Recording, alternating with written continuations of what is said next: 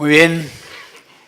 Buenas tardes a todos. Muchísimas gracias por haber venido esta tarde a esta última sesión del ciclo que terminamos este año, que hacen las fundaciones Villa Cisneros y Valores y Sociedad.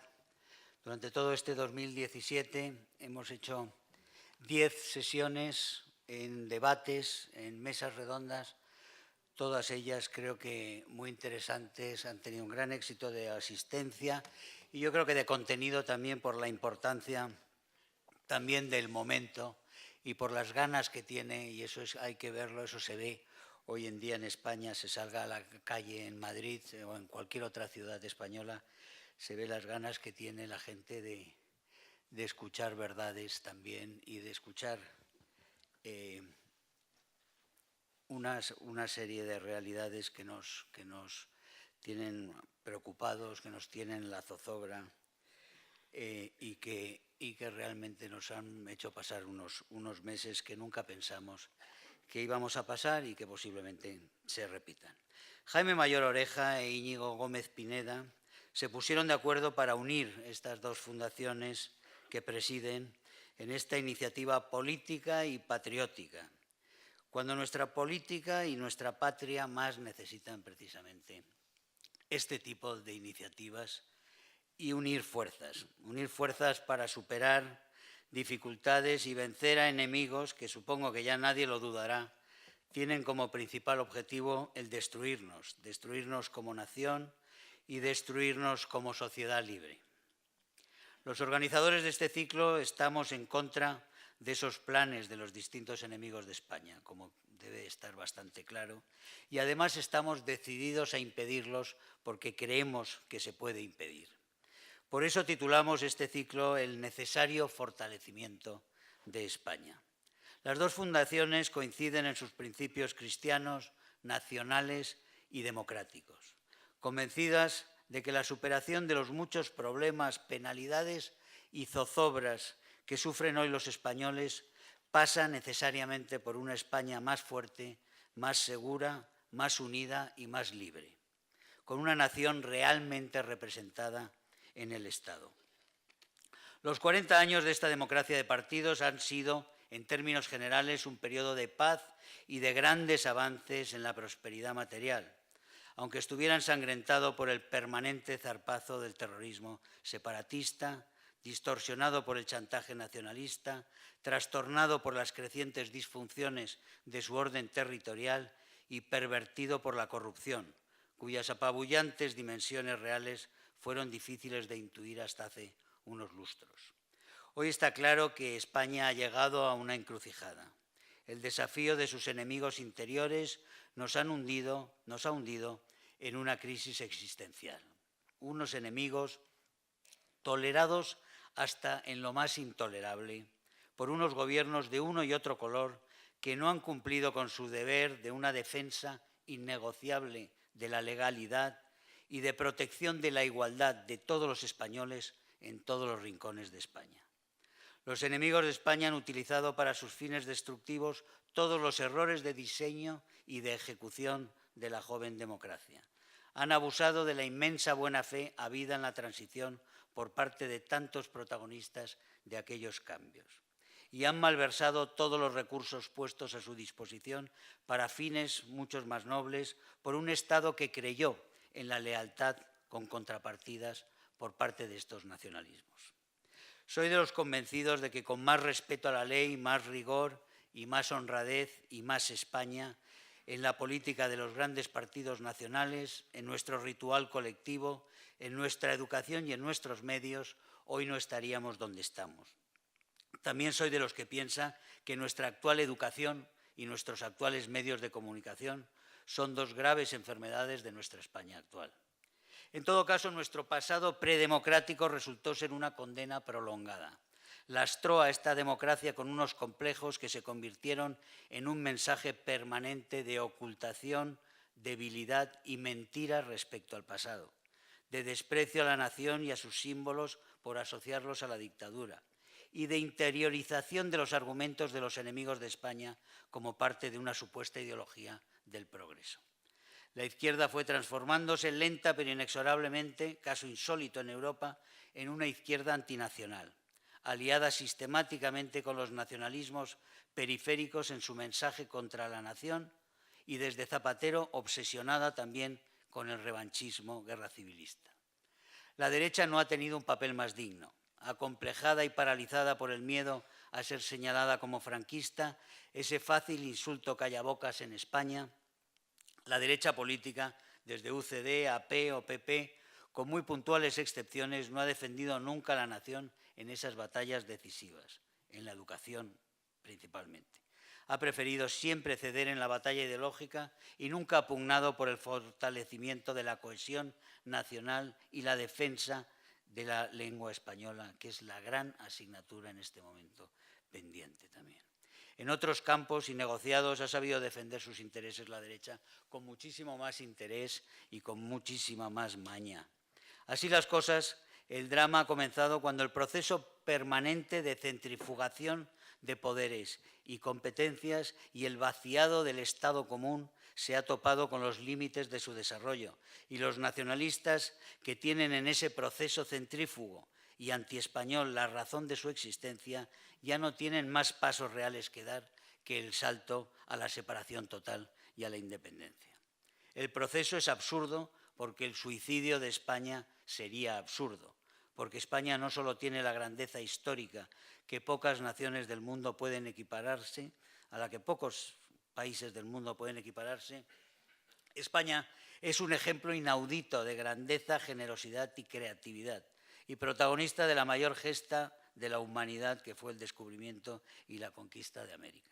España es además un país en el que muchos millones luchan por su felicidad en condiciones muy adversas y la consiguen muchas más veces que los habitantes de otros países en unas condiciones mucho más favorables y en unos países mucho más ricos muchas veces. España es exasperante, pero España es a un tiempo admirable. Lo malo es que muchas veces no sabemos defendernos y tenemos unos gobernantes a los que no interesa defendernos o que no realmente tienen otro tipo de prioridades. Y cuando la propia España no sabe defender su existencia, su unidad y su razón, es realmente pueril pensar que lo va a hacer Europa o que lo van a hacer otros. Desde fuera se ha visto por eso este proceso de deterioro vertiginoso, rápido, de vaciamiento y de desafío por parte de Cataluña, se ha visto con estupefacción primero. Nadie pensaba que podía ser verdad que la unidad de España estuviera realmente en peligro fuera. Todos los países de Europa son conscientes de que España es de los países más antiguos, de que Alemania nació antes de ayer, Italia nació antes de ayer, otros países muchísimo más tarde, y que España es uno de los países de siempre. Es un país de fronteras, no es un país de horizonte como los países de Centro Europa que se han fluido y se han movido y han cambiado y han cambiado de dueños y han cambiado de nombres y han cambiado de gobernantes. Nosotros así hemos sido un país de fronteras, siempre presente en la historia de Europa, según se recuerda.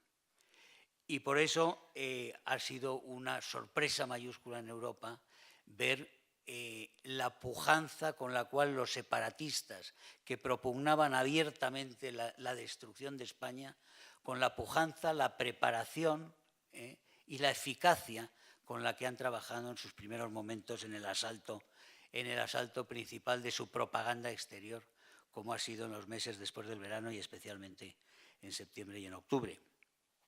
¿Y por qué ha pasado eso? ¿Y por qué hemos tenido esas semanas en las cuales parecía que el mensaje fundamental que se recibía en el exterior era el mensaje separatista, era el mensaje que hablaba de una España que se acababa, de una España que se rompía y que no había un mensaje que lo hiciera frente? Pues yo creo que ha sido negligencia y que ha sido otra vez, como ha pasado tanto a lo largo de los siglos, que nuestros gobernantes no han prestado atención a España, no han protegido a España, utilizando sus mecanismos buenos. Llega Pedro J., que estaba metido en uno de esos atascos fantásticos de los que gozamos últimamente en Madrid. Bueno, siempre hemos gozado de ellos, pero en Navidad y con Carmena son aún más intensos y más. Bienvenido. Lo que decía, y con esto termino, ha sido una estupefacción, ha sido una sorpresa, ha sido un susto por parte de los países europeos lo que han sufrido al ver que España realmente, pensaron algunos, realmente podía disolverse. Y porque los europeos son conscientes de que si realmente España se disuelve, el proceso de una Europa que está cogida con alfileres podía estar al principio realmente de una disolución muchísimo más grave, si se quiere, o desde luego definitiva para todo. Para hablar de esa visión desde fuera, hemos reunido aquí a 3 estrellas, que son de Pedro J. No voy a Pedro J. Me niego a presentarlo porque creo que es hacer un poquito el tonto. Solo les voy a decir una cosa de Pedro J. Pedro J. es probablemente el periodista sin el cual la historia de España de los últimos 40 años no se pueda escribir. Ni los enemigos van a poder evitar nombrarlo para explicar estas pasadas décadas. Eso no se puede decir de muchos. Si hay alguno más, es alguno en singular.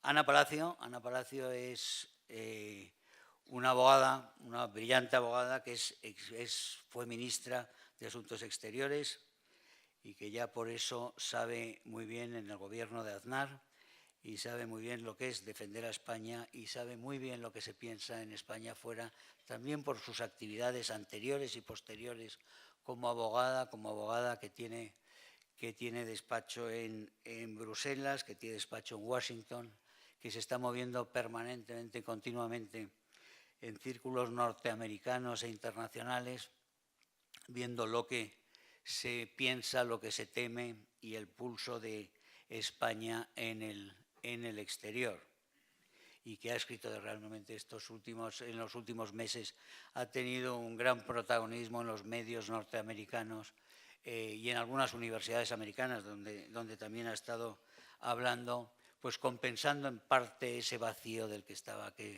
que antes mencionaba yo, ese vacío que hemos tenido con un fracaso absoluto de la comunicación por parte del Gobierno de España. Y después está aquí también, last but not least, Elvira Roca Barea, que ella suele decir que España, que es un milagro que España siga existiendo. Es posible que sea un milagro maravilloso que España siga existiendo. Lo que es un milagro también es que el libro que ha escrito Elvira Roca sea un libro tan brillante, un libro tan esclarecedor y un libro que ha abierto tantas mentes en este último año, que es probablemente el acontecimiento editorial del 2017, un libro, El Imperiofobia, la leyenda negra, un libro absolutamente impresionante y un libro para que los españoles realmente aprendan también a verse a ellos en esa historia que tantas veces hoy se ignora por completo y muchas veces también se desprecia precisamente porque se ignora. Elvira Roca ha escrito un libro fantástico, un libro necesario, un libro que viene en la senda de la leyenda negra de Julián Juderías, que nos mostraba precisamente eso, la incapacidad de los españoles de entender su grandeza, la debilidad de los españoles al asumir el mensaje de sus enemigos, interiorizar lo que es los mensajes de agresión por parte de sus enemigos internos y externos. Hoy nos está pasando eso, lo que está pasando con la izquierda, lo que está pasando en parte con la derecha, que interiorizan los mensajes de los enemigos internos, de los separatistas. Viene a ser casi una reedición de ese abatimiento español que interiorizaban los mensajes de los enemigos holandeses, ingleses sobre todo, y desde luego protestantes, de los poderes protestantes después del siglo XVI. En ese sentido, Elvira Roca es, además, una brillantísima oradora, como van a ver ahora mismo, y Tiba nos puede dar una perspectiva fantástica de esa visión de España desde fuera, antes y ahora. Y le voy a dar la palabra, sin más, a Elvira Roca.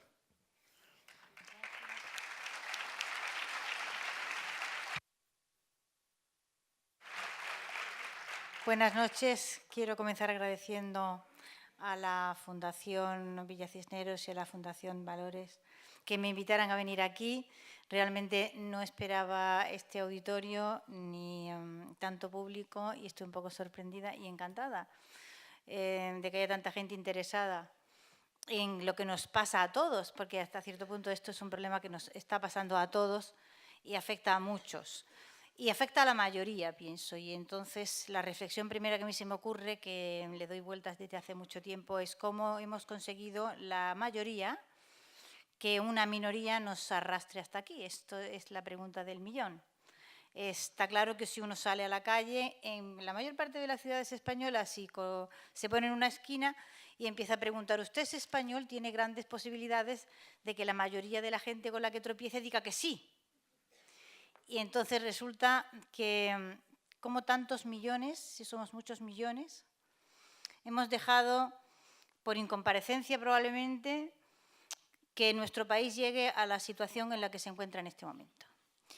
Esto tiene unas razones y tiene su explicación. No es un fenómeno, digamos, misterioso. O sea, España lleva probablemente desde la destrucción del imperio, desde que el imperio acaba, con un problema de debilidad interna en el sentido de que no ha sido capaz de generar estados sólidos y fuertes que sean capaces de garantizar el bienestar de sus ciudadanos y defenderlos en todas las casas hay locos.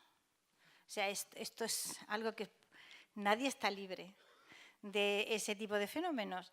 Lo que sucede es que, digamos, a nuestro alrededor convivimos con países que han sido capaces de generar estados mucho más fuertes y mucho más sólidos, que no han permitido crecer a esos pequeños monstruos, ¿no?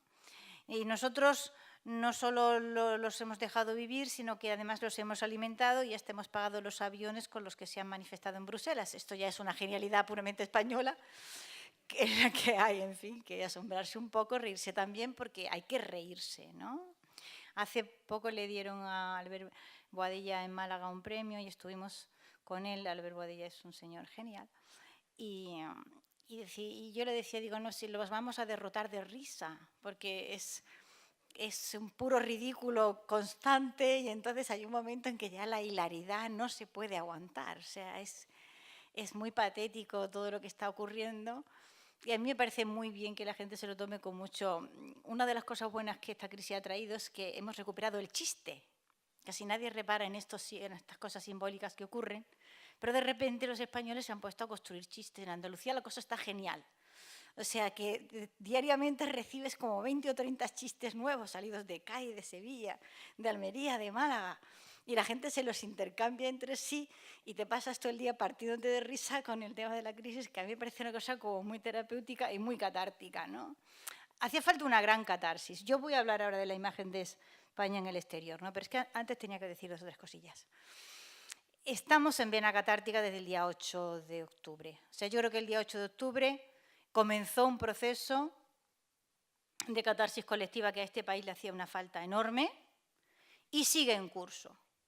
Luego tenemos, como tenemos siempre, o sea, llevamos tanto tiempo teniendo, una clase política que vive en una realidad paralela, que eso es otro problema grave que este país tiene, o sea, el hecho de que normalmente el país se mueva a dos niveles, ¿no? Tenemos unas élites políticas y unas clases ilustradas que parecen que viven en otro sitio y luego está la gente, que va por otro lado, no pierde el norte y sabe perfectamente bien lo que tiene que hacer y lo ha hecho, que es sacar su bandera a la calle, en su balcón, y decir, aquí estoy y aquí me quedo. En esa gente hay que confiar porque es con lo que realmente este país cuenta. Esto Ortega lo vio maravillosamente bien, siempre lo cito, pero es que a mí la frase esa me sigue pareciendo maravillosa, la frase esta de Ortega que dice, España es pueblo, pueblo. Y aquí se ha hecho lo que el pueblo ha hecho. y cuando el pueblo no lo ha hecho, se ha quedado por hacer. Y este pueblo es con lo que este país cuenta, porque por una especie de pequeña perversión, digamos, de nuestras estructuras, digámoslo, en jerarquía, solemos promover hacia arriba, no precisamente a lo mejor de cada casa, no a lo más aguerrido, no a lo más valiente, no a lo más inteligente, y nos encontramos en estas situaciones de crisis cíclicamente en la que los españoles se ven solos ante el peligro, y el español gana mucho, solo ante el peligro gana cantidad. De verdad, o sea, es una cosa estupenda. Nosotros, digamos, si nos planteamos esta situación, yo la llevo comparando mucho tiempo con la gran crisis napoleónica, ¿no?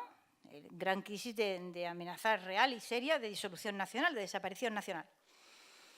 Y nos encontramos con que el país no tiene élites tras las que ir a la guerra contra el francés. O sea, el inglés va a la guerra contra el francés detrás de sus lores, detrás de sus clases superiores, que son los que llevan la bandera y ellos van detrás. Ahí va el pueblo inglés. Los españoles no. Los españoles se encuentran... Bueno, yo no sé si en el momento presente convendría que trasladáramos a Bayona el gobierno también. Es posible que si mudamos la Moncloa a Bayona se clarifica la situación. Esto pudiera ser así, ¿no? Pero lo cierto es que de la misma forma que al país le fallaron las élites en aquel momento, ahora nos están fallando también. Pero la gente no está fallando. La gente no está fallando.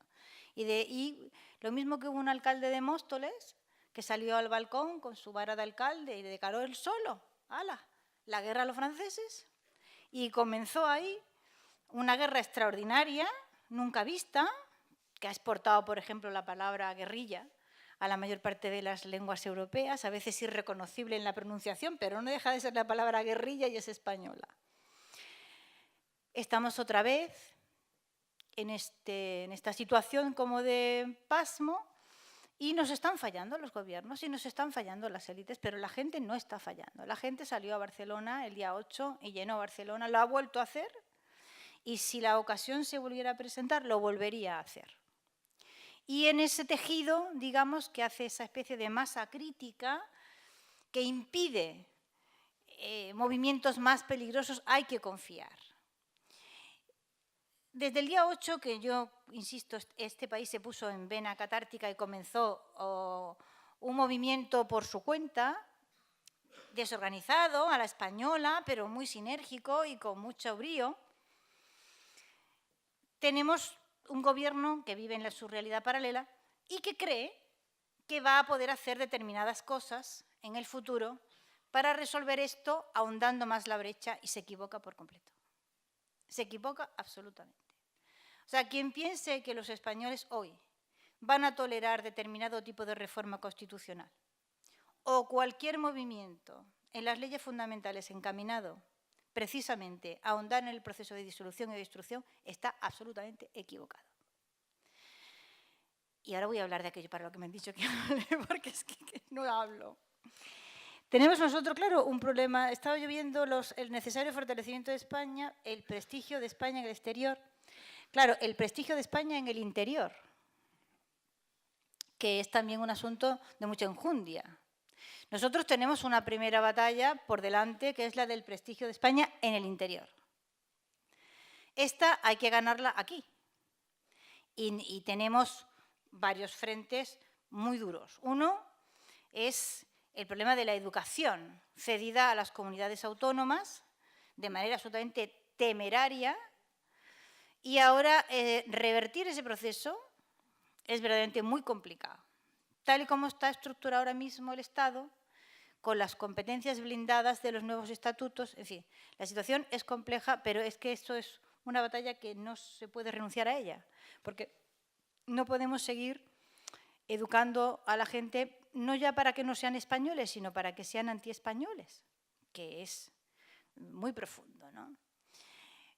Hoy, a alguien le comentaba yo hoy lo que ha pasado en los institutos y en los colegios andaluces. Voy al alcalde de Móstoles.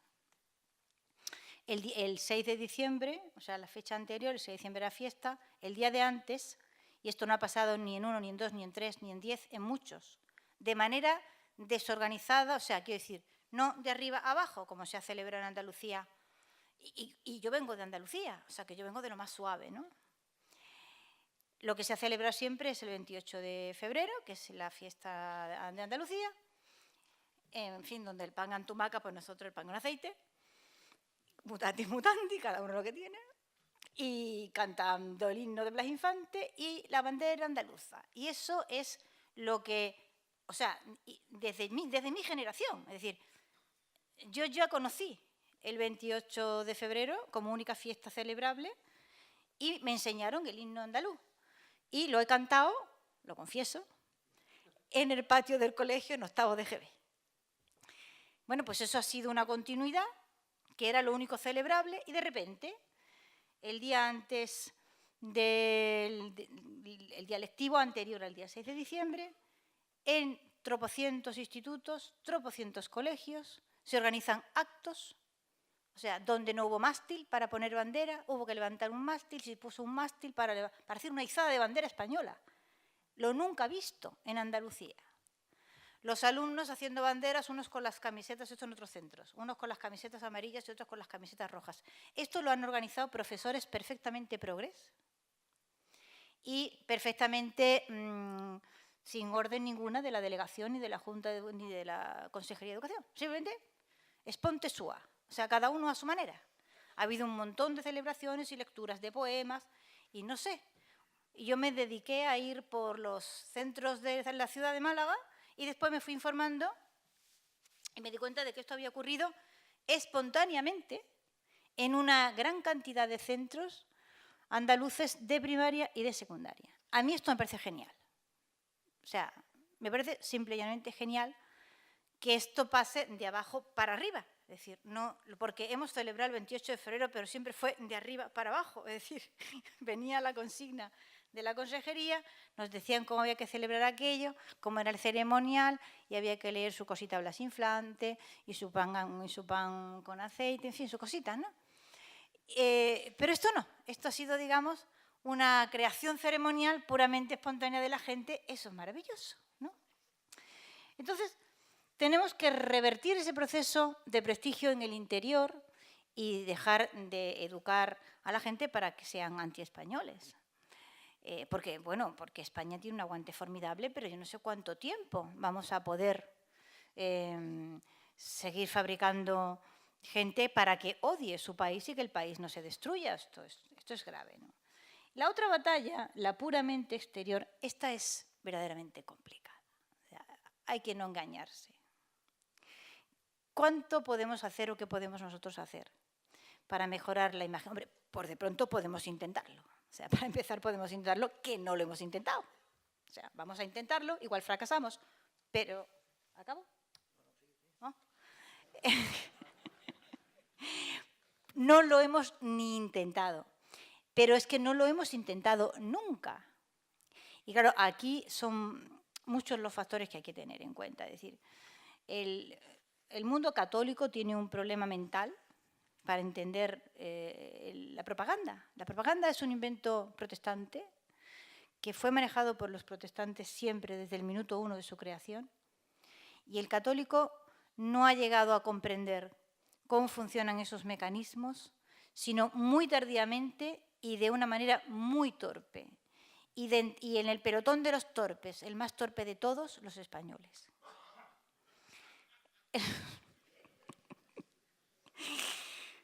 O sea, es como que hay que hacer una lobotomía social para que un español atine a manejar correctamente el lenguaje, y lo estamos viendo constantemente en esta crisis catalana. O sea, cada vez que la gente empieza a hablar, no hemos aprendido a hacer siquiera la profilaxis mínima, que es separar Cataluña del problema nacionalista. Han conseguido arrastrar a su terreno las palabras fundamentales y, sobre todo, la palabra Cataluña. Que eso es una cosa estupenda que pasó el día 8 en Barcelona, que fue la pérdida de la bandera. Estas cosas simbólicas hay que tenerlas en cuenta porque son importantes, ¿no? Y el día 8 pasó una cosa importantísima en Barcelona, y fue que los secesionistas perdieron la bandera catalana, y la perdieron para siempre. Y esa bandera fue arrebatada en Vía Layetana a las 11, 12, 1 y 2 de la tarde, en un proceso absolutamente festivo y simpático, y ya no les ha quedado más que la bandera con la estrella, porque la catalana ha pasado para siempre a territorio nacional. Y eso es un movimiento simbólico en el que invito a reflexionar sobre ese asunto, ¿no? ¿Qué estaba yo diciendo? Estaba yo diciendo que tenemos un problema grande para entender, lo hemos visto, la torpeza infinita con que el Gobierno ha manejado esas imágenes, pero es que esa torpeza infinita la tiene España desde el siglo XVI. Una y otra vez se ha repetido a lo largo de la historia el hecho de que los españoles... A ver, aquí hay que decir 4 cosas y una de ellas es muy desagradable. Como no se escucha a nadie, la voy a decir. Hay que aprender a mentir. Lo siento, es inmoral, pero es así. La mentira no se contrarresta con la verdad. No se contrarresta con la verdad, simplemente esto es así. Hay mentiras que son extraordinariamente poderosas y, como dicen, digamos, los grandes tratadistas militares, cuando tienes un conflicto, quien te plantea el conflicto elige las armas. Y si tú te empeñas en luchar con otras armas, estás derrotado desde el principio. Y nosotros nos hemos empeñado en ir a este conflicto diciendo la verdad, demostrando que somos mejores, que somos más tolerantes, que hacemos las cosas mejor, que somos más pacíficos, más encantadores y generosos, etcétera, etcétera. Y esto es debilitante. Y la situación de debilidad en la que nos encontramos es muy manifiesta, ¿no? ¿Cómo podemos nosotros, claro, actuar sobre fenómenos? ¿Voy terminando ya, Germán? Que tienen que ver con la historia, por ejemplo. O sea, ¿qué podemos hacer? En los medios de comunicación probablemente mucho. Intentar con inteligencia manejar qué información sale del país y cómo se distribuye, mucho. Hay otros campos en los que es mucho más difícil actuar. Nosotros no podemos evitar la historia que se estudia en Holanda. A los libros de texto holandeses no podemos llegar. Ni podemos evitar la historia que los ingleses estudian y su versión de su lucha épica contra el Imperio español para llevar la libertad al mundo. Eso es muy difícil que nosotros podamos actuar sobre eso. De manera que acabo enseguida. Hay una batalla que se puede librar y que se debe librar y no se está librando bien, que es la de los medios. La de ser capaz, digamos, de ofrecer una imagen positiva y valiente del país, porque es que esta batalla ni siquiera la estamos dando. Luego hay otra segunda que tiene que ver con la educación que determinados europeos reciben y que en esa educación va incrustada la hispanofobia y nosotros, nuestra capacidad para actuar sobre eso es relativamente muy escasa, ¿no? Y la última cosa, y con esto concluyo, es que nosotros no podemos permitir que eso nos debilite. Es decir, no podemos pasarnos la vida dando explicaciones en Bruselas. No podemos pasarnos la vida dando explicaciones a las cosas que aparecen en The Guardian. Tenemos que hacer lo que tenemos que hacer. Y es necesario hacerlo, probablemente mejorando como lo estamos haciendo. Ahora bien, tanto si se consigue como si no se consigue, el hecho de que un inglés necesite pensar mal de un español para sentirse mejor, o un belga, o un flamenco, hay un punto en el que, pues como el otro día en un ascensor pasó, me da, y lo dijo un eurodiputado español cuyo nombre no diré, me da exactamente igual lo que penséis. Gracias. Muy bien. Muchas gracias, Gracias. Elvira. Muchas gracias. Sí, desde luego estarnos explicando continuamente no nos ayuda mucho. Muchas veces eso de don't explain and don't complain, que dicen los ingleses, es un buen consejo. Este pasado domingo había un artículo en El Español, el artículo habitual de Pedro J., en el cual decía una serie de cosas con una contundencia que se han dicho poco en los últimos meses y años sobre el papel de nuestra vicepresidente en toda la crisis catalana esta y en general en su forma de llevar, digamos, los negocios de gobierno en los pasados 5 años, con bastante daño, según contaba con bastante daño en general para la cosa pública española, pero desde luego con una lamentable intervención en toda la cuestión catalana. Yo debo decir que suscribo plenamente, me recibí con entusiasmo el artículo de Pedro y lo consideré casi suave. O sea que le paso la palabra. Buenas tardes. Sí.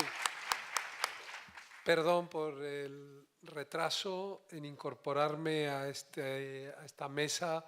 Estoy viviendo unos días de atasco en atasco. El domingo era imposible salir de Londres. Qué mal preparada está Europa, está en general nuestra civilización para afrontar un inconveniente como la inclemencia meteorológica. Esos son los problemas reales que tiene la inmensa mayoría de la gente, no los que se inventa cuando has entregado las maletas y se han engullido, la cinta transportadora ha engullido las maletas porque tu vuelo está anunciado y luego resulta que el vuelo es cancelado y transcurren 48, vamos ya camino a las 72 horas sin que las maletas vuelvan. Puedes conseguir, haciendo valer ciertos enchufes, volver tú, pero las maletas no. Y luego pues te encuentras en Príncipe Vergara con que ha habido un atasco, o sea, la cantidad de horas y horas que perdemos todos por inconvenientes de estos, y que estemos enzarzados en asuntos artificiales que nos inventamos sobre identidades impostadas, pues todo es un poco lamentable, ¿no? Escuchando, que yo estoy encantado en participar en esta mesa redonda, viendo además tantos amigos en primera fila y luego pues 2 personas con las que tengo estrechos lazos desde hace mucho tiempo, como Ana y Germán, y una persona a la que tenía muchas ganas de conocer, que es la profesora Elvira Roca, y aquí está, yo he venido bien pertrechado del libro de la imperiofobia, y cuando ella ahora estaba diciendo algunas cosas sobre los tópicos que existen, pues yo inmediatamente no quiero dejar de leer los 3 famosos versos: oyendo hablar a un hombre fácil es acertar donde vio la luz del sol.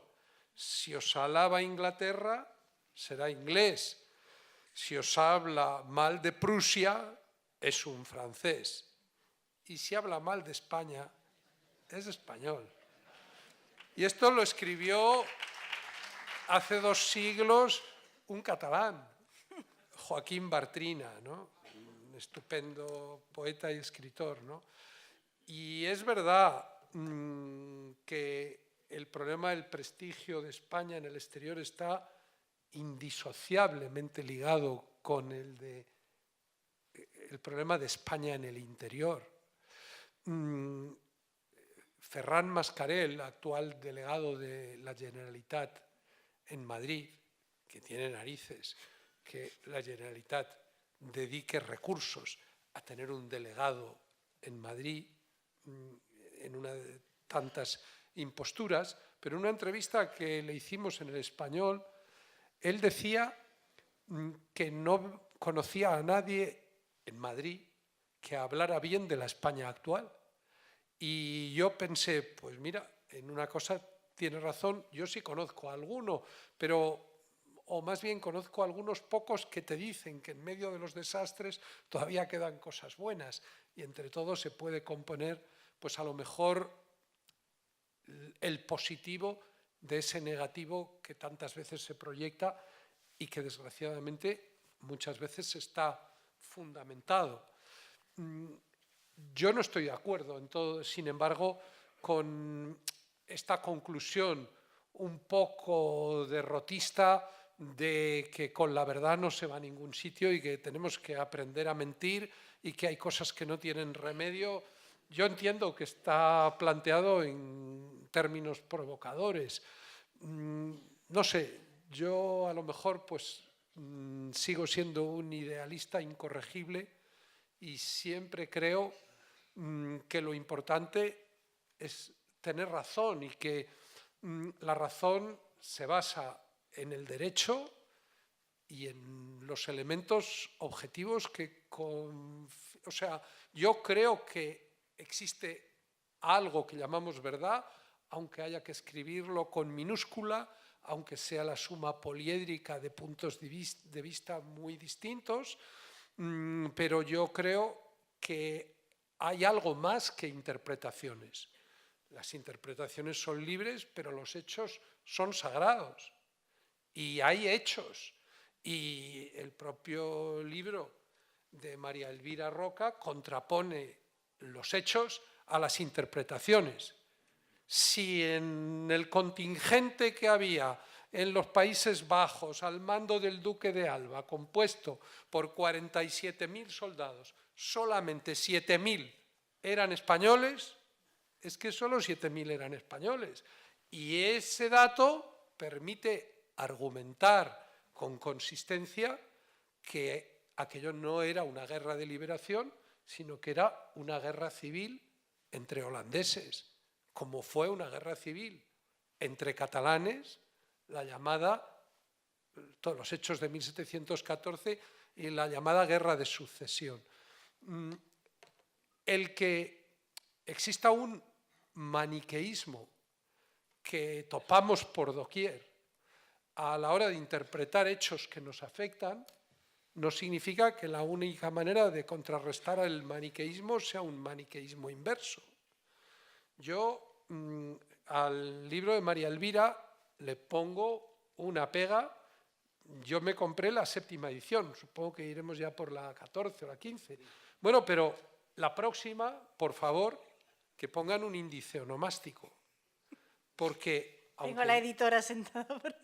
Bueno, Ofelia. Bueno, sí, pero el índice onomástico es imprescindible para que, además del placer de leer el libro, pues nos ayude a consultarlo rápidamente. Yo quería saber hoy, porque había visto fragmentos, había leído el capítulo dedicado exactamente a Flandes, precisamente por ser el lugar en donde está ahora yendo a la ópera el señor Puigdemont,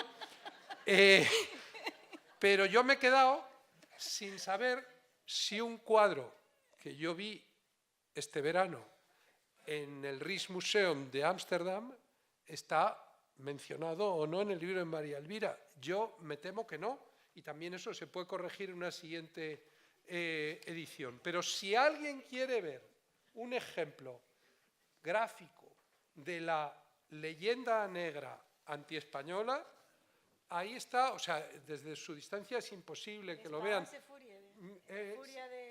No, se llama Fishing for Souls, Pescadores de Almas, Pescando Almas. Y es un libro, o sea, es un cuadro que está en una de las salas de honor al lado de los Rembrandt en el Rijksmuseum de Adriaan van de Venne, que representa esa guerra, ese conflicto, como dos armadas de barcas, de barqueros que están pescando almas para su causa religiosa. Y por un lado tenemos, y eso, Fishing for Souls, Adriaan van de Venne. Lo podéis ver en cuanto volváis a casa, metéis los datos en internet y vais a ver que no exagero nada. O sea, las barcas protestantes avanzan solemnemente por el río, están armadas, llenas de dignidad, llevan la Biblia abierta por los salmos más inspiradores.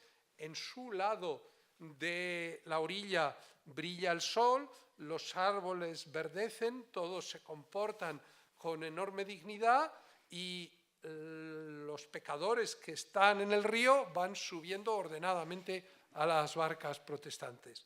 Bueno, el lado católico no podéis imaginaros el pandemonium, vamos. O sea, aquí están intentando atraer a las pocas almas que pican con monedas de oro, con ornamentos papistas, con cánticos de monjes gordinflones, y en el lado católico, pues al otro lado del río, pues los árboles son yermos, hay una especie de estatua de la Virgen ahí retorcida, el bufón de la corte, que era uno que escribía cosas a favor del proyecto de unión de los Países Bajos, que como ella explica perfectamente, era un intento de darle cohesión a unos territorios que no lo habían tenido hasta entonces, y era un intento de generar una comunidad de intereses superiores a los de las ciudades y a los de las entidades regionales. Bueno, quiero decir que la cultura contemporánea,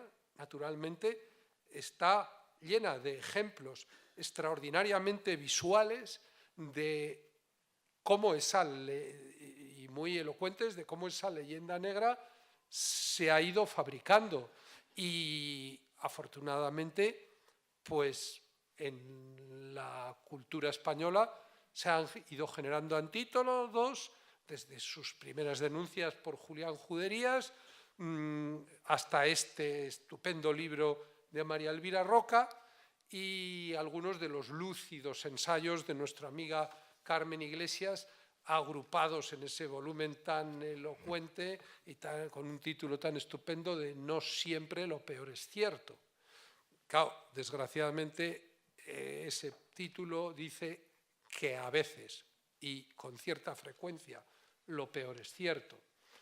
Y es verdad que estamos en un momento de la vida española en el que detectamos que nuestro prestigio en el exterior está extraordinariamente debilitado y que en las últimas 2 décadas ese proceso se ha acelerado extraordinariamente, pero al mismo tiempo nos damos cuenta de que al margen de que haya quienes nos quieran mal, al margen de que opere ese maniqueísmo, pues nosotros les estamos dando munición. Hoy mismo yo leía esta mañana una doble recensión, una crítica muy larga en el New York Review of Books sobre el libro que acaba de publicar Rafael Minder en Estados Unidos. Rafael Minder, el corresponsal del New York Times, que tiene una visión, bueno, digamos equidistante o digamos simpatizante o muy comprensiva de los elementos catalanes. Pero es muy interesante esta crítica que aparece en esta prestigiosa publicación norteamericana, porque la ha escrito alguien que sabe poco realmente de España y que maneja, por ejemplo, dice que en España nadie se atreve a hablar de el Estado español porque ese era un término muy utilizado en el franquismo.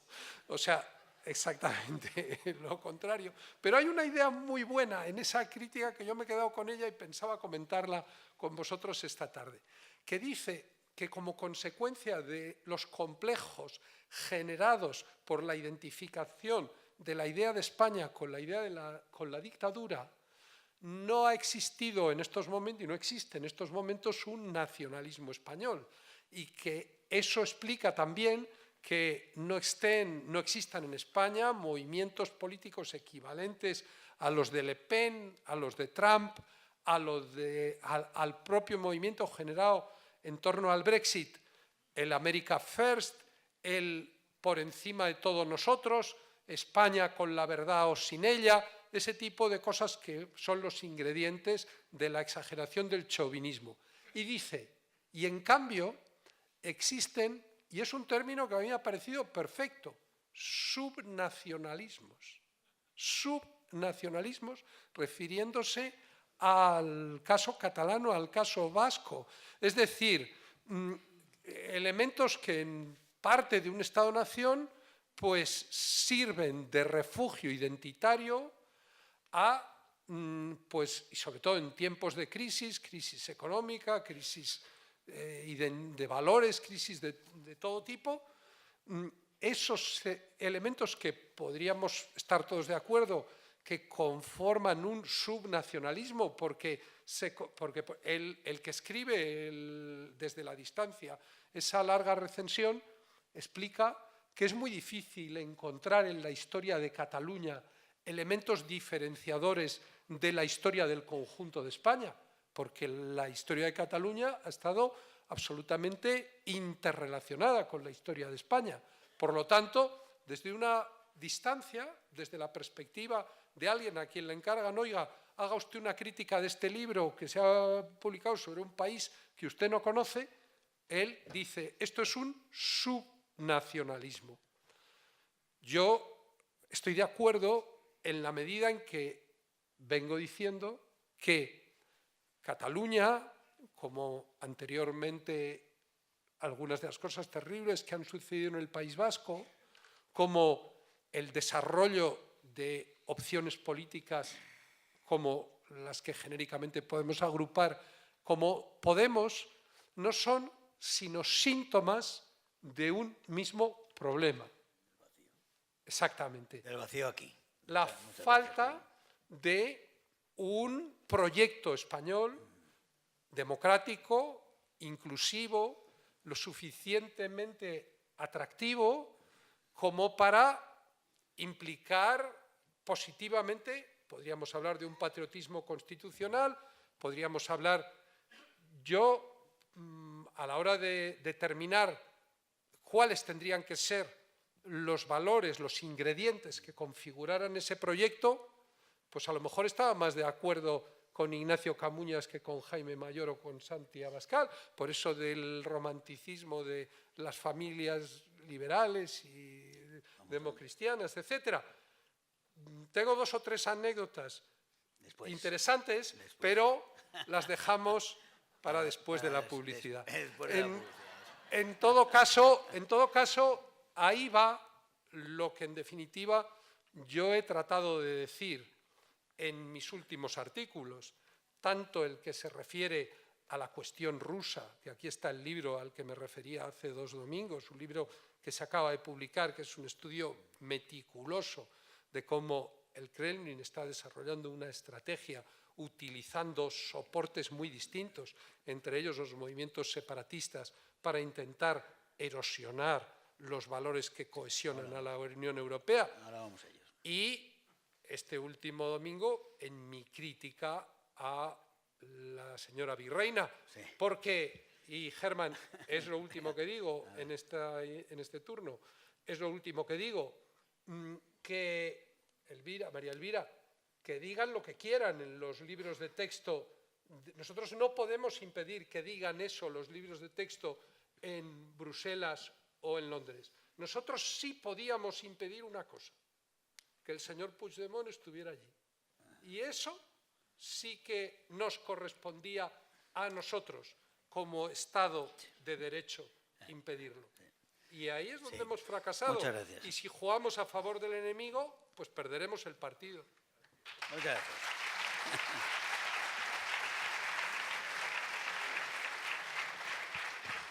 Ahora le voy a pasar el turno a Ana Palacios. Antes quiero decir una cosa. Ha muerto un español con 66 años, un hombre que tuvo la gran desgracia de ir con unos tirantes con la bandera española a un bar.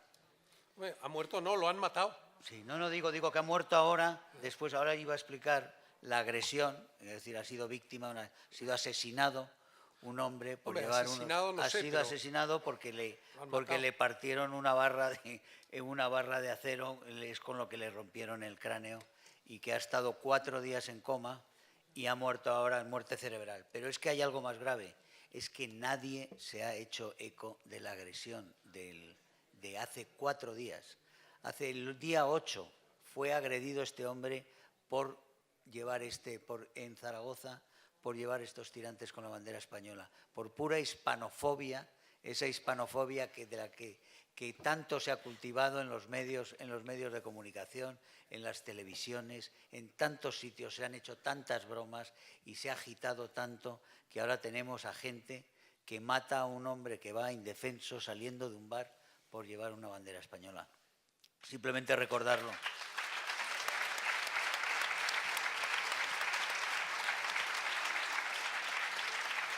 Para ver que si hay tanta capacidad de odio a nuestros símbolos nacionales aquí en España, realmente fuera tenemos mucho más respeto casi de lo que existe aquí. Ana, por favor. Pues muchas gracias. Vamos a ver, yo ya sabía que siendo la tercera que me había avisado Germán Tech, que yo he venido con una panoplia de cosas para contar algo distinto. Entonces voy a hacer dos partes, porque yo creo que en las dos intervenciones hay una parte, digamos, general sobre lo que es la imagen y el prestigio de España y una parte más específica de lo que es la cuestión catalana y de lo que es la coyuntura en la que nos encontramos ahora y esa España que de repente se ha revelado de una España, un pueblo español de alcaldes, de Móstoles. Eso es así. Y una cosa que decía ayer Cayetán Álvarez de Toledo, si varios de vosotros estuvisteis, esa empecinada voluntad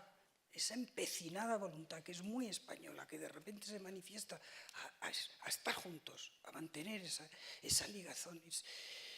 Vamos a ver, sobre la imagen de España y el prestigio de España, vista desde el exterior. Y efectivamente yo me paso más tiempo fuera de España, aunque mi base de operaciones es España y es Madrid, y estoy en el Consejo de Estado, por cierto, que no se ha dicho, y que para mí es una fuente de satisfacción intelectual y de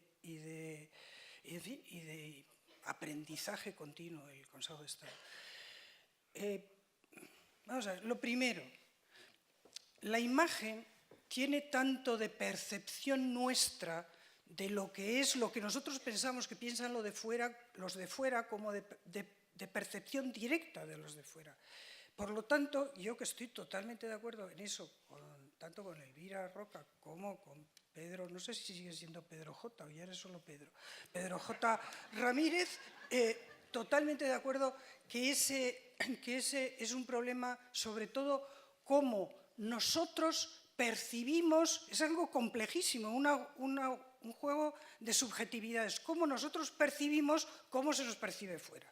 Entonces, primera cosa, vamos a ver, tenemos una tendencia a pensar que la percepción y el prestigio de España es el New York Times. Pues francamente, no. O sea, hay cantidad de estudios que, por no alargarme en estos detalles, les remito a la página del Elcano, del Instituto Elcano, que demuestran dos cosas. Primero, que la imagen de España es buena, que de los diferenciales mayores que hay en países entre la imagen interior, o sea, se hace la pregunta, ¿cómo ve usted a su país? En 55 países. Y entonces, pues por ejemplo, los rusos, y ahí empezamos a ver que es verdad, con todo lo que estoy de acuerdo del protestantismo, todas estas cuestiones, pero no es solo eso. Los rusos tienen un diferencial enorme de cómo los ven fuera y cómo se ven ellos. Ellos se ven estupendos, se marcan con un 80 y tantos %. Los alemanes se ven estupendos. En cambio, los españoles nos vemos muy mal, nos ven mucho mejor los de fuera que los de dentro. ¿Cómo es eso de que nos ven? Bueno, hay dos grandes apartados que yo creo que hay que mencionarlos. Uno es la calidad de vida.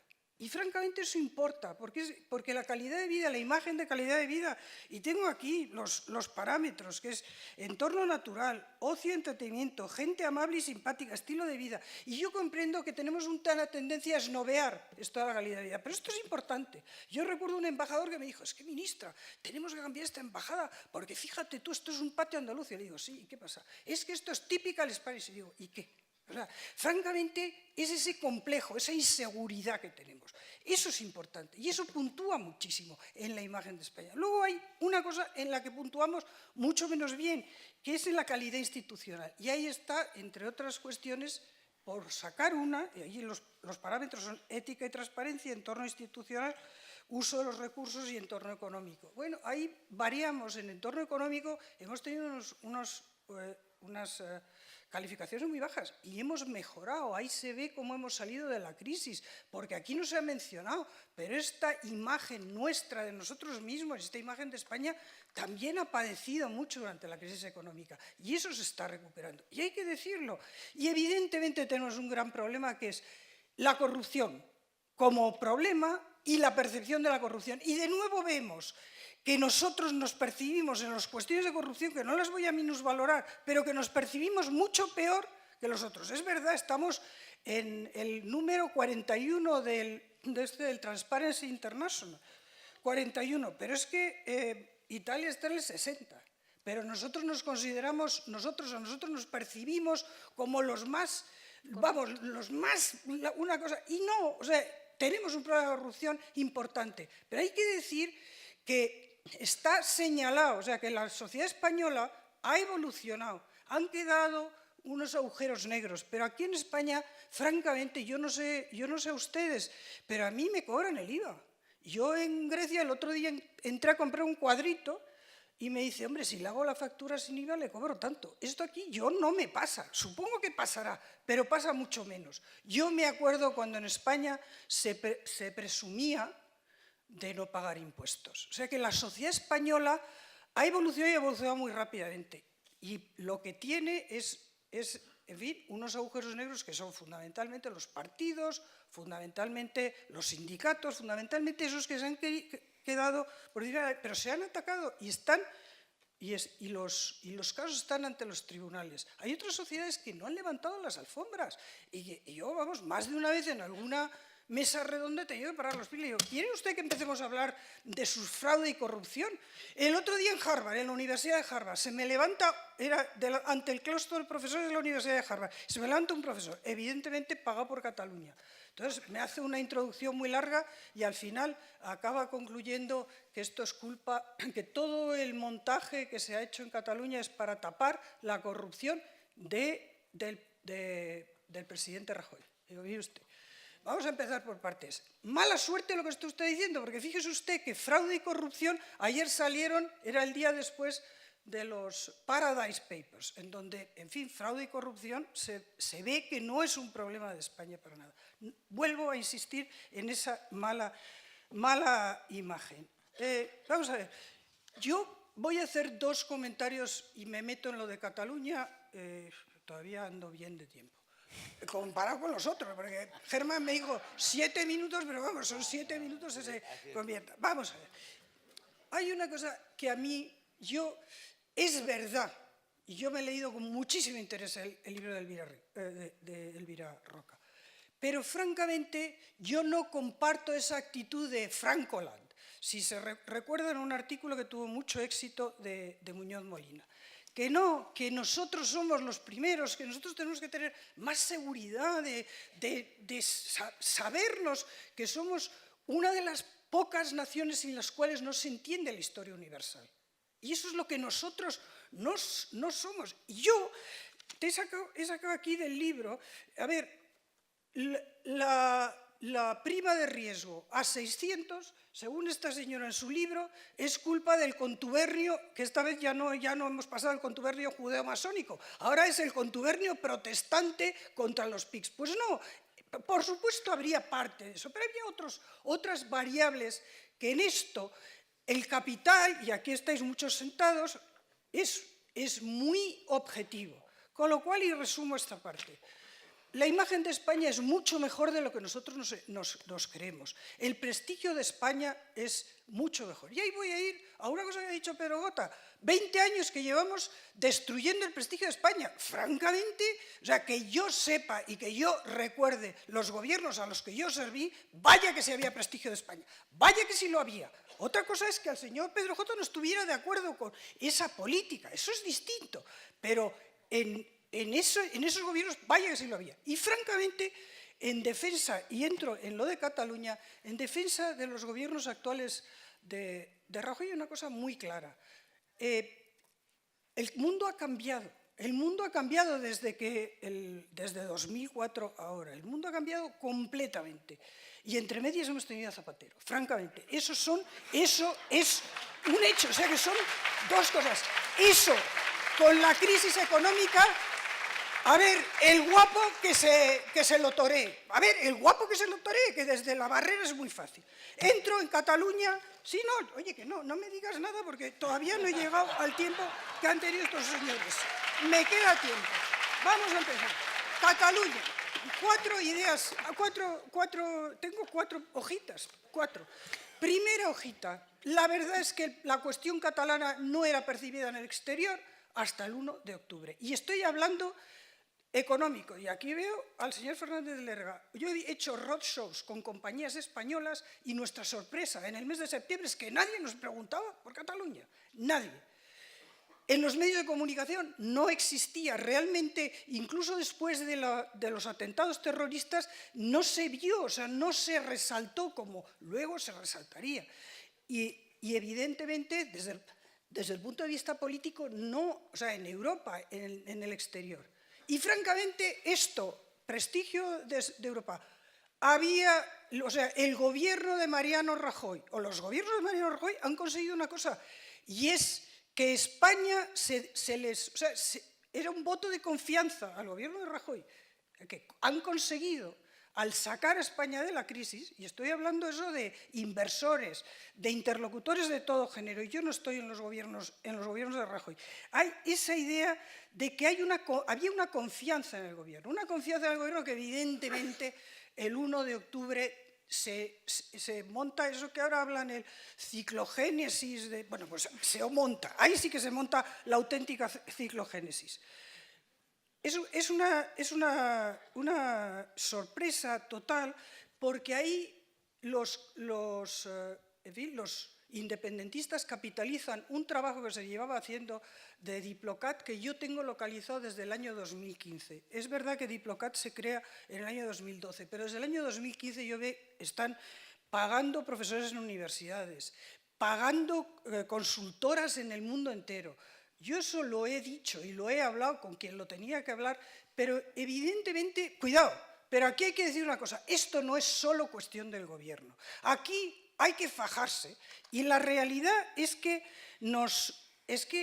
el día 3 de octubre se produce un hecho que no se ha mencionado aquí, es el discurso del rey. Francamente, ese es el que marca el punto de inflexión. Y no se entiende. O sea, yo no veo la manifestación del día 8, que es espectacular porque es la toma de conciencia de que el asunto catalán es un asunto de España y que yo fui y Germán fue y fuimos allí porque es un asunto nuestro. Y se ha conseguido la consolidación del rey. Se ha conseguido el que la bandera ha salido del armario. La bandera era cosa pues, más o menos de fachilla, se sacaba cuando ganaba España porque, a ver, ¿qué vas a hacer? Pues en el fútbol y tal. Pero ahora, y en eso ha habido artículos espléndidos, entre otros el de guerra, el reivindicar los símbolos desde la izquierda. Y bueno, y con ese 3 de octubre y con ese 8 de octubre, ¿qué es lo que se consigue? Bueno, pues que Naciones Unidas, ¿quién no recuerda la bandera de Naciones Unidas? Porque primero teníamos la de la Unión Europea, luego sacaron los independentistas, me refiero, de Naciones Unidas, seguros de que en Naciones Unidas los iban a acoger con los brazos abiertos. La Unión Europea tampoco, las instituciones europeas tampoco. Y es que hay una cosa muy clara, es que en Europa no cabe. Yo escribí el primer artículo sobre el tema catalán, lo escribí en noviembre de 2012, después de la primera, y ahí está, relacionándolo. No es un tema solo español y no es subnacionalidades. Hay un ataque, y es un ataque que Rusia, no tenemos ahora tiempo, pero que Rusia está aprovechando, hay un ataque a los viejos estados-nación y por eso el asunto catalán, los franceses son los primeros que se han dado cuenta, sí, ya termino, que voy, cuidado, todavía voy en igualdad de condiciones y por eso los franceses se han dado cuenta inmediatamente de que esto es un ataque a Europa, de que esto es un ataque, o sea, que no es un problema español, esto es una cuestión mucho más general, no hay más que ver Córcega, no hay más que ver Escocia, por supuesto, aunque sea un caso distinto. Es decir, no nos creamos tan distintos. Nosotros tenemos un problema español, que es Cataluña, y necesitamos aquí hacer una toma de conciencia de que ese problema nos interpela a todos y a cada uno. Y es verdad que cuando se produce el 3 y el 8, salen los alcaldes de Móstoles, pero salen los alcaldes de Móstoles que empezamos a publicar que los periódicos, incluido El País, o sea, sacan una línea que está totalmente en la defensa de lo que es España, que es esa defensa del pueblo. Yo, por lo tanto, soy optimista, no a corto plazo, pero sí a largo plazo, a medio plazo, porque yo estoy convencida de que lo que se ha producido ahora, y en eso coincido con Elvira y con Pedro J., es una marea muy de fondo, y España, yo que iba a citar también a Ortega, España es pueblo, y el pueblo se ha manifestado, y por lo tanto, pues eso, pues oye, a descomplejarnos. Muchas gracias.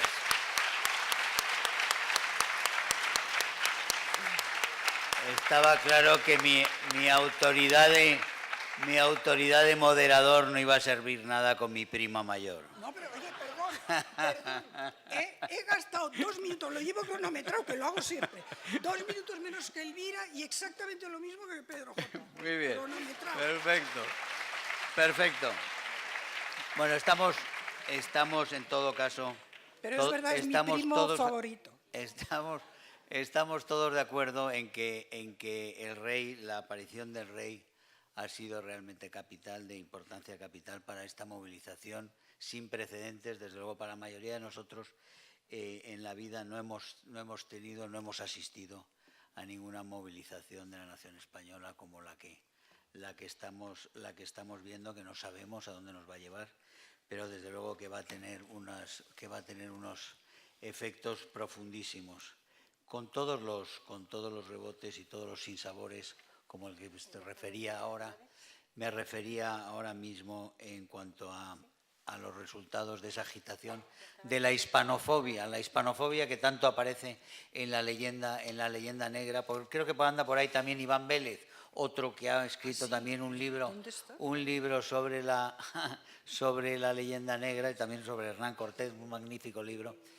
Y realmente esa hispanofobia que vemos fuera y que vemos sobre todo dentro, con unos resultados terroríficos. Voy a dar ahora una rápida ronda para terminar a todos, empezando por Elvira, pero rapidísima, son 2 minutos. Yo voy a ser, telegráfica. Tengo que contestar a 2 o 3 cosas.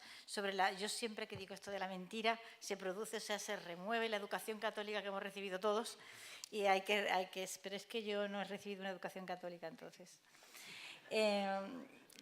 Alba, Pedro, lo que has dicho tú de los tercios y de la poca cantidad de españoles y la cantidad de holandeses que allí había, y cuánta gente lo ha sabido esto a lo largo del tiempo, y si esto realmente ha significado algo en la historia de Holanda, en la historia de España. Lo que yo estudio en mis libros de texto y estudian mis alumnos y los alumnos holandeses es justamente otra cosa. La verdad nos hará libres si la conocemos, pero es que no la conocemos.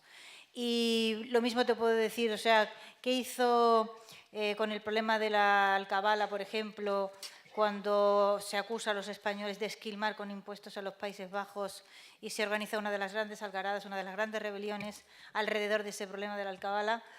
¿Qué hizo Felipe II y sus estupendos ministros? Pues presentaron lo que hoy llamaríamos varias auditorías internacionales para demostrar que en absoluto, digamos, los Países Bajos estaban siendo esquilmados con impuestos, y que la mayor parte de la carga tributaria, o sea, de las inversiones que se hacían en los Países Bajos, era dinero que salía de aquí, de España, fundamentalmente de Castilla.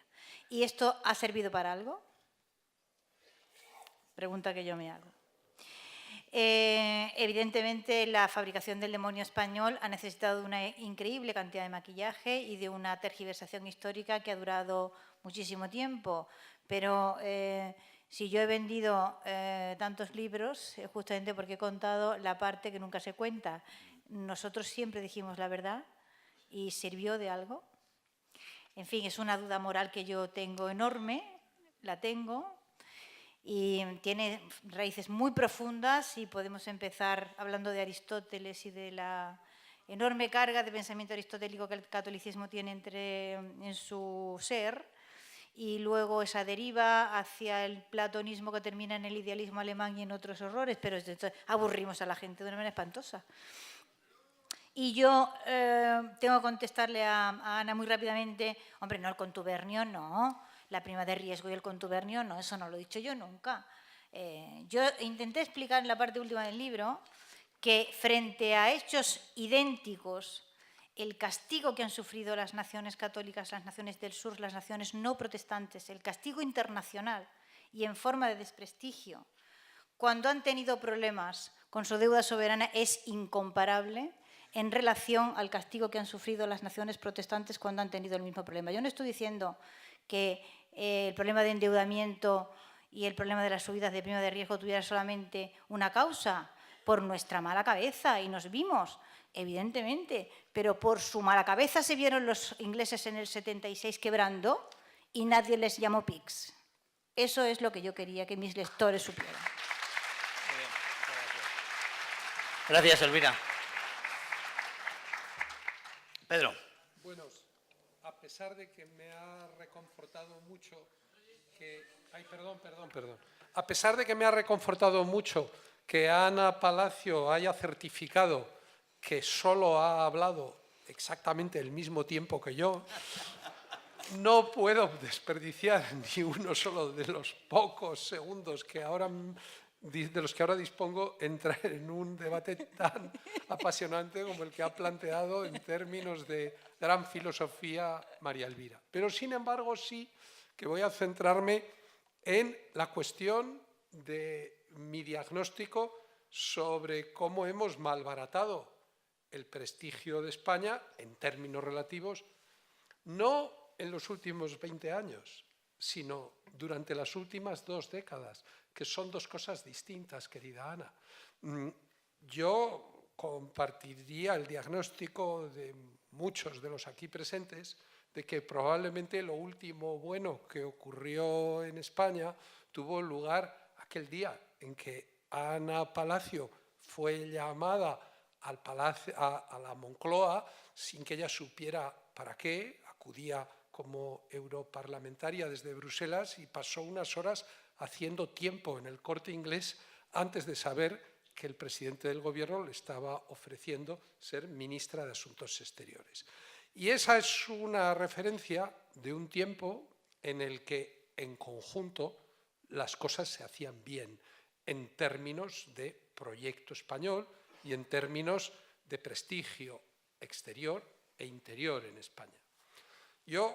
Había 2 anécdotas a las que me quería referir como hitos de lo que yo he percibido como analista y como observador político como una decadencia. Y en algún caso he sido observador muy directo y hasta notario de ello. Hablabais de que luego vino Zapatero. Bueno, estos días algún tuitero me ha enviado un recorte de la entrevista que yo le hice en abril de 2006 en el Palacio de la Moncloa al presidente Zapatero, y en concreto ha llamado su atención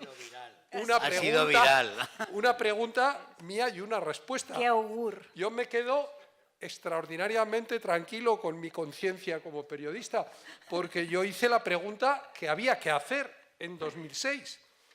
¿Se sentirá responsable si dentro de 10 años Cataluña inicia un proceso de ruptura con el Estado? Abril de 2006. Pregunta, Yo. Respuesta. Dentro de 10 años, España será más fuerte, Cataluña estará más integrada y usted y yo lo veremos. ¿Nos vamos a morir de risa, sí o no? Pero hubo un momento anterior a ese que también ocupa un lugar importante en el espacio que queda para la memoria, que es una noche del año 2002 en el que celebrábamos conjuntamente en mi casa mi 50 cumpleaños y el 70 cumpleaños de Adolfo Suárez. Y ese día hablamos de 2 cosas. Éramos 8 personas las presentes, entre ellas el entonces presidente del gobierno, José María Aznar. Había 2 presidentes del gobierno, el que fundó nuestro sistema democrático, Adolfo Suárez, y el que estaba en la Moncloa. Y hablamos de 2 cosas. Uno, de la sucesión. Y Adolfo Suárez dijo, tiene que ser Jaime Mayor porque es de la UCD, porque de los 3 candidatos, el que era de la UCD, y Adolfo Suárez argumentó las ventajas de que alguien de la UCD y las virtudes personales de Jaime Mayor también. Aquello pasó un poco como si nada. Aznar, por supuesto, no se definió, pero luego llegó otro momento clave de la conversación en la que, hablando de la actitud que entonces ya tenía Pascual Maragall y que se percibía que podía contaminar al Partido Socialista en relación a la identidad nacional, los riesgos que se percibían, yo recuerdo perfectamente las palabras del retirado, del hombre que estaba a punto de entrar en la nebulosa de la pérdida de la memoria. La siguiente vez que yo le vi ya no era esa persona. Él dijo ese día, si eso sucede, es decir, si el Partido Socialista pierde, se desvía de la actitud de defensa de la unidad de la España constitucional que está en la base del pacto constitucional, yo desenvainaré mi espada y volveré a primera línea y la pondré a tu disposición, presidente, para, con el prestigio, con la fuerza que yo pueda tener, contribuir a que las cosas no salgan de su cauce, y yo volvería a la primera línea en defensa de esa idea constitucional de España. Con estos dos recuerdos, tranquilo Germán, intento simplemente decir que la culpa no está en las estrellas, querido Casio, la culpa está en nosotros mismos. Es decir, que en un Estado democrático la política se hace. No hay un destino trazado. Los gobernantes pueden actuar de una manera o de otra. Y hubo una época en la que se actuó de una manera y ha habido otra etapa que se incluye en estas dos últimas décadas en las que se ha actuado de otra. Y si el recuerdo de lo que hizo Zapatero pues provoca hilaridad contrastado con su propio pronóstico y sus palabras de entonces, a lo mejor nos encontramos con que el 21 de diciembre, la semana próxima, vuelve a helársenos la sonrisa al ver cuáles, porque es verdad, las banderas, los alcaldes de Móstoles, el espíritu del 8, el espíritu del 3, el mensaje del rey, todo eso es verdad. Algo se ha removido en nuestras entrañas para bien, pero eso se ha trasladado a la acción política de una manera mínimamente consistente para que tenga resultados. ¿Por qué razón? ¿Por qué razón cuando después de muchas vacilaciones y dudas se decide cruzar un umbral tan importante en términos constitucionales como la aplicación del artículo 155, se renuncia de inmediato a todos los poderes que esa decisión concede al Gobierno de la Nación para convocar a uña de caballo, deprisa y corriendo, unas elecciones que en definitiva no suponen sino resetear en sus propios términos el proceso autonómico en lugar de aprovechar la oportunidad histórica que da el haber tomado esa decisión? ¿Os dais cuenta de que ningún sondeo está pronosticando un cambio sustantivo de la correlación de fuerzas en Cataluña? Que cada vez que se da la subida de un partido defensor de la Constitución es a costa de la bajada de otro partido defensor de la Constitución y que los compartimentos están prácticamente estancos. ¿Cómo no iban a estarlo si no se actúa sobre las causas estructurales? Yo creo que las elecciones, y estoy mandando el último telegrama, yo creo que las elecciones importantes no son las del 21 de diciembre en Cataluña. Yo creo que las elecciones importantes son las próximas elecciones generales que haya en España. Y quiero terminar siendo más provocador que el más provocador de mis compañeros de mesa. A mí me gustaría, porque el pluralismo así lo requiere, que personas como las que veo hoy aquí sentadas en esta primera fila, y digo personas como, no estoy apelando personalmente a ninguna de ellas, personas como las que veo hoy aquí en la primera fila, estuvieran también sentadas en el próximo Congreso de los Diputados. Gracias, Pedro. Ana. Telegráficamente, Zapatero, hilaridad no es la palabra. Zapatero nos produce rabia, nos produce muchísimas cosas, pero hilaridad ninguna. O sea, yo creo que ahí hay una cosa que ha dicho Herman que es total, es ese revanchismo guerra civilista, eso es obra y arte de Zapatero, entre otras muchas cuestiones. Segundo, tacticismo de todos los partidos políticos, de todos. Y francamente no hay uno, ¿no? O sea, yo comprendo que el molino de Pedro J. es el molino del gobierno. Y entonces, oye, los saltos intelectuales lógicos que hay que hacer entre la orden de detención y entrega, la renuncia a la orden de detención y entrega, y la vicepresidenta, francamente, son unos cuantos saltos lógicos. Pero él lleva siempre el agua a su molino. ¿Es verdad que hay tacticismo? Sí, es tacticismo de la política española. Necesitamos una política hecha a largo plazo. Y no es fácil, ni aquí ni en ningún sitio, en democracia, porque al final en democracia necesitas que te voten en 4 años. Y termino con la última reflexión. ¿Qué es lo que yo creo que ha cambiado? Y que a mí el miedo que me da es que mantengamos la atención, que mantengamos la vigilancia, que ese pueblo que está ahí, que se ha manifestado, mantenga esa presión. Porque lo que no podemos dejar es la vuelta al cortoplacismo, la vuelta al tacticismo. Y ahí, francamente, somos todos culpables, por acción y por omisión. Porque realmente el problema catalán se veía venir, se veía engordar, unos han mirado por otro lado, otros lo han utilizado de una manera, pero yo creo que como no empecemos asumiendo que individualmente, o sea, que esto que es que España somos alcaldes de Móstoles, pues sí señor, pero tenemos que ser alcaldes de Móstoles con todas sus consecuencias, no para un ratito. Y a mí el miedo que me da es esa atención.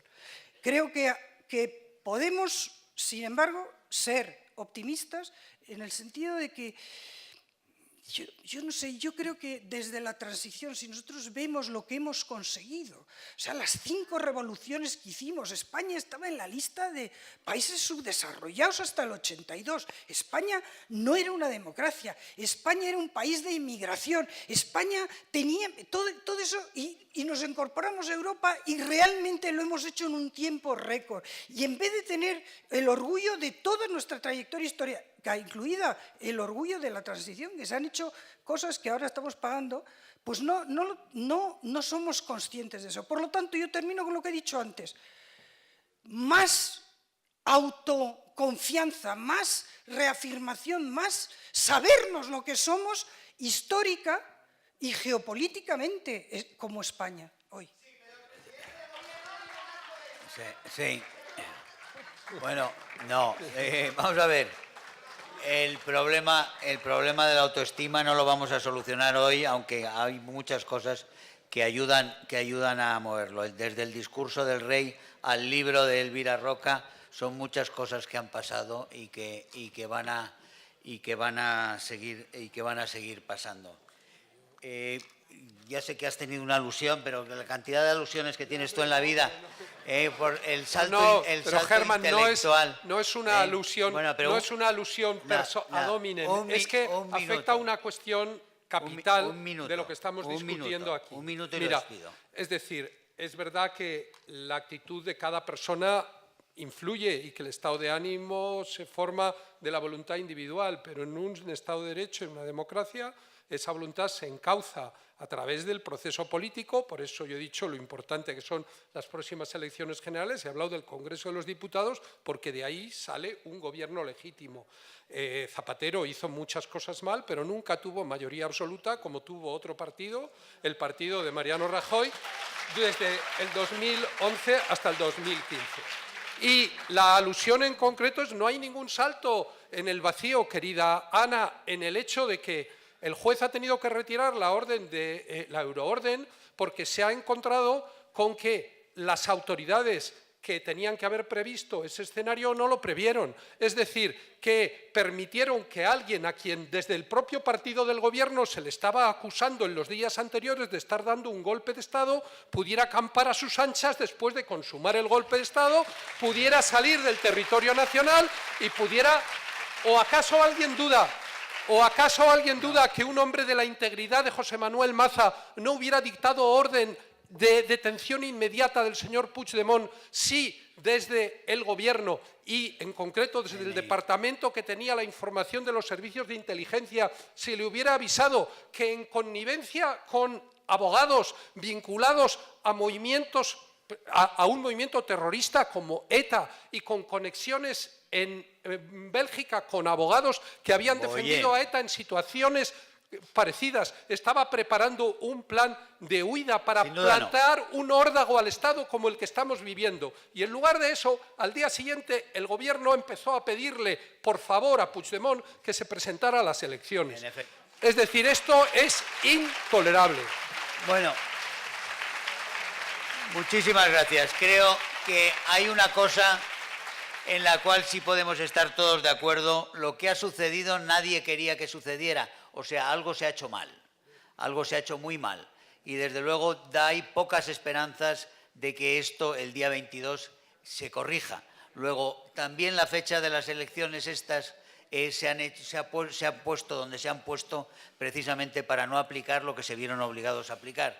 Y eso es un problema que nos va a crear, no sé si la marmota, pero desde luego que vamos a estar en una situación otra vez muy difícil. Si se hubieran hecho bien las cosas, no estaríamos como estamos. En todo caso, les agradezco muchísimo el que hayan estado aquí, a todos ustedes. Se lo agradezco a Elvira Roca, a Ana Palacio y a Pedro J, que hayan participado en este debate tan vivaz, y les convoco para el día 22 de enero, que comenzamos la segunda parte de o el segundo ciclo, si se quiere, sobre el fortalecimiento de España, y lo comenzamos en enero, el 22, aquí mismo. Muchísimas gracias a todos.